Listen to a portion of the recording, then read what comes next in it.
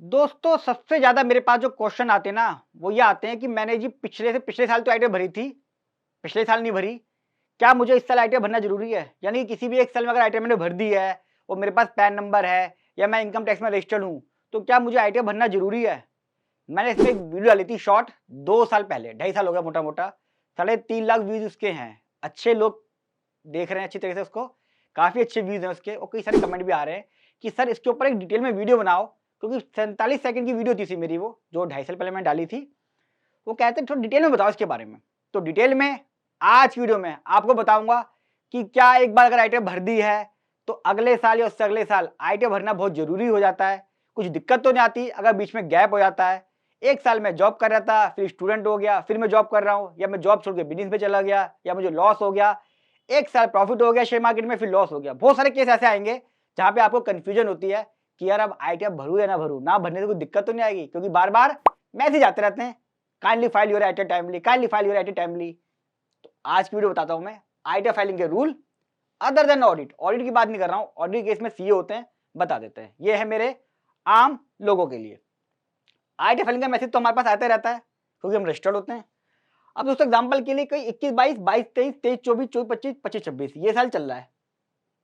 Sorry मैं कई बार आगे आ जाता हूँ, कई लोग गुस्सा करते हैं आगे आता हूँ, पर मुझसे बोलते भी तो रहता हूँ, बताता रहता हूँ मैं। बस उसके लिए माफी मांगता हूँ, कई बार आगे आ जाता हूँ। कोशिश करता हूँ कि साइड में रहिए।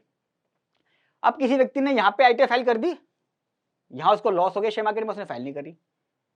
यहाँ पर उसने आईटीआई फाइल कर दी, जॉब करने गया था, फिर उसने यार जॉब छोड़ देता हूँ, हायर पढ़ाई करूंगा, विदेश चला गया, कहीं पढ़ाई करने चला गया, यहाँ उसने आईटीआई फाइल नहीं करी।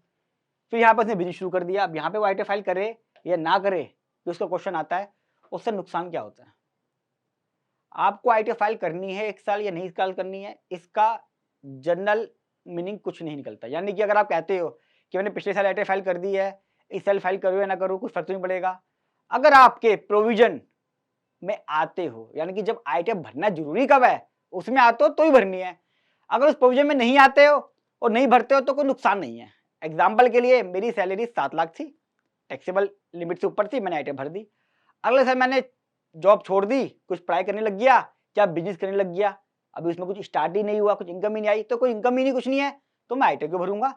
पिछले साल थी, मैंडेटरी थी, मैंने भर दी है, इस साल नहीं है तो नहीं भरूंगा। कौन कौन से केस हैं वो बताता हूँ। ओल्ड टैक्स रिजिम में अगर आप सीनियर सिटीजन नहीं हो तो 2.5 लाख से अगर कम है तो आईटीआई भरने की जरूरत नहीं है। और अगर सीनियर सिटीजन है 3 लाख है, सुपर सीनियर सिटीजन 80 साल वाला 5 लाख है। कौन जीता है 80 साल इस देश में? समझ नहीं आया। 80 साल वाले को भी कह रहे हो 5 लाख है तो ठीक है भैया, इसके ऊपर हमें टैक्स दे दे। बेचारा मरने वाला है, वो मेडिकल सुविधाएं मांग रहा है आपसे, हेल्प मांग रहा है, बहुत चीज चाहिए होती है। और न्यू टैक्स रिजिम में 3 लाख तक बेसिक एग्जम्पशन लिमिट है, विदाउट एटीसी 54F वगैरह, बिना एग्जम्पशन लिए, चैप्टर 6 वगैरह की किसी की भी डिडक्शन नहीं लेनी है। अगर आपकी चीज है तब आपको आईटीआई भरना जरूरी है। तो आप कैसे डिसीजन लोगे? आप चेक करोगे, मैंने पिछले साल आईटीआई भरी थी, इस साल मैं आईटीआई नहीं भरना चाहता क्योंकि मैं एग्जाम्पशन लिमिट में आ ही नहीं रहा, मेरी इससे कम है, मैं क्यों भरूंगा? या फिर डिपॉजिट 1 करोड़ से ऊपर है किसी भी एक करंट अकाउंट में या सारे करंट अकाउंट में या सबका मिला के, एक फाइनेंशियल देखते हैं अप्रैल से मार्च तक। तो अब कब देखोगे आप? 1 अप्रैल 24 से 31 मार्च चेक करोगे, क्या 1 करोड़ से ऊपर बैठ जाता है? हालांकि इसका 1 करोड़ से ऊपर होगा, वो क्वेश्चन नहीं पूछोगे, हालांकि मुझे आइटम भरनी ही नहीं भरनी है, कई बार पूछते भी हैं।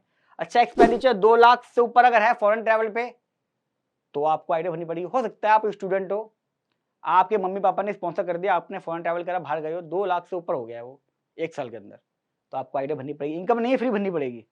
इलेक्ट्रिसिटी का खर्चा 1 लाख से ऊपर हो गया है, हालांकि मैं मानता हूँ जो इलेक्ट्रिक का खर्चा दे रहा है 8,000 महीने का, मोटा मोटा 2 एसी लग रहे होंगे, पंखे लग रहे होंगे, गम्मा से नहाता होगा, अच्छे खासी इनकम कमा रहा होगा वो, उसकी इनकम 2.5 लाख 3 लाख इनमें से तो नहीं होगी पक्का। अगर 1 लाख का बिल दे रहा है तो अपना बिल है, दूसरे का बिल पे कर रहे हो उससे कोई मतलब नहीं, ध्यान रखना अपने बिल से मतलब है।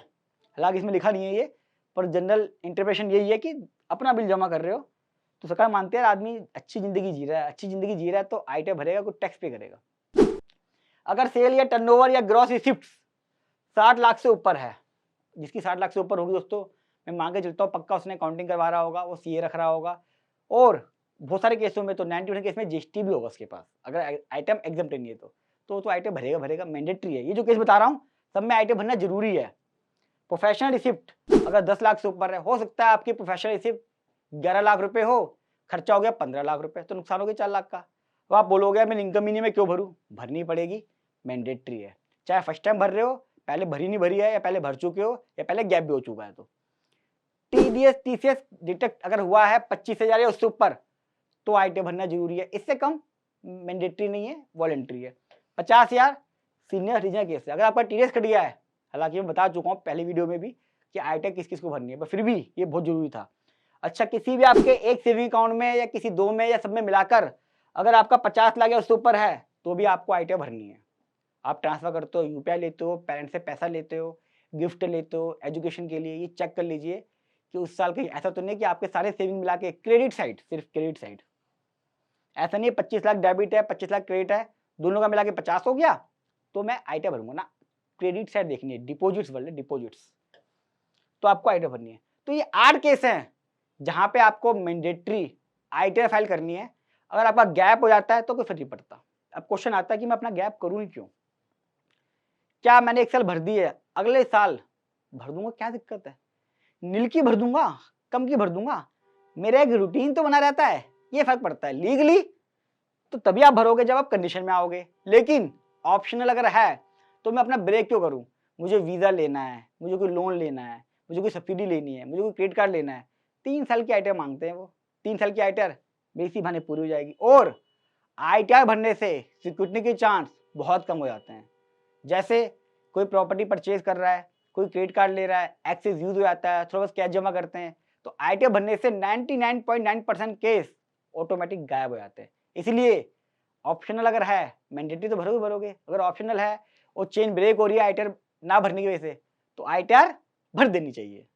कैसी लगी वीडियो कमेंट बॉक्स में जरूर बताइएगा। प्रैक्टिकल लगी हो तो लाइक कीजिएगा, फर्स्ट टाइम आ रहे हैं सब्सक्राइब कर लें, क्योंकि यहाँ पे मैं सिर्फ प्रैक्टिकल बातें बताता हूँ।